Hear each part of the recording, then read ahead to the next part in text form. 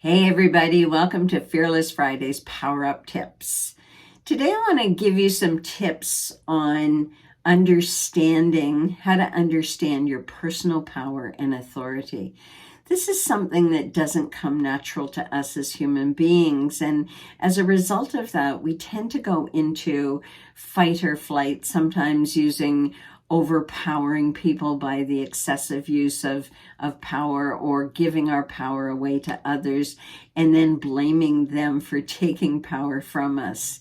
In organizations, we see this all the time where managers and leaders really don't understand the effective use of role authority, and they shy away from using their own personal authority for fear of either offending people or people envying them, people judging them to be bossy or autocratic, whatever that fear is that causes some leaders to go permissive in their role.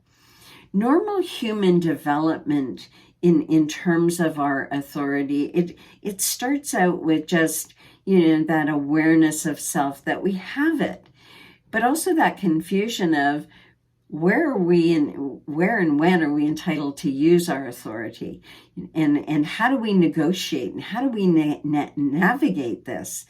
And during adolescence, that's that time for, where we step in and we look at the authority of the community or the family that we live in, and we either submit to it or we act out in rebellion against it. And both of these ways, that if it's not handled effectively and that we're not encouraged to use more of our authority, if we're shying away from it, or we're not talked to when we exercise rebellious authority in a way that really speaks to us, that speaks to some of the dangers of pushing away and moving into that us and them, and the authority's bad and we're good, that we can get stuck during this very critical time when we need to be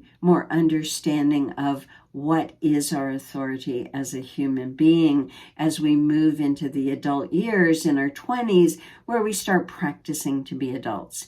We start the process of thinking about what kind of adult do we want to be, and then spending some time with trial and error practicing.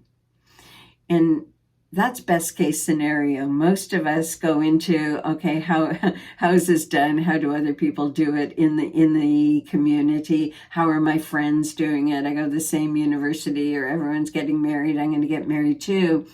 Or we actually connect with our personal authority to authentically live our life on purpose and not do it compromising the integrity of our authentic self.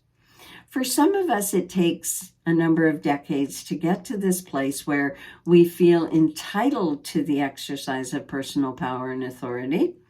For others, it takes them the same amount of time to recognize that the overuse of authority can be equally damaging, either to employees or to child development, or in a relationship with a partner, where all of a sudden your partner says, enough, I am not living in this autocracy anymore, or enough, I am not living with someone who leaves all of the decisions to me anymore.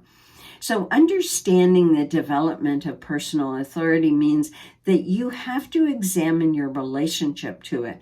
What is your relationship to power and authority? Do you enjoy it? Do you enjoy taking on and making more decisions?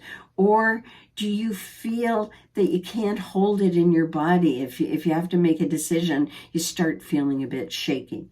Whatever the case for you, understanding your relationship to authority will set you on the path to developing up natural, authentic authority, and not self-protective authority, where you have to go into fight or flight, you have to overpower others or give your power away. moving into that victim archetypal energy. And so as you think about your own relationship to authority, think about how dependent it is on people outside of you, how you might be blaming others for not allowing you, and owning that decision.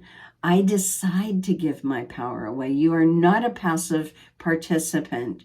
I decide to submit. I decide to overpower. And you can catch yourself if you have that overpowering reaction of the fight reaction, to notice when you are being aggressive, the other person's shutting down and stepping back and saying, my bad here. I didn't mean to escalate like that. Let's get back to talking about what we were talking about. If somebody wins, the other person loses, and then the tables get turned in some way.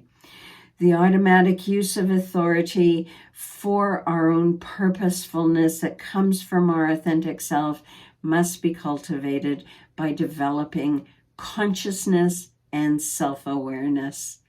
So until next time, thanks for joining me for Fearless Friday, talking about how to develop authentic power and authority. Bye for now.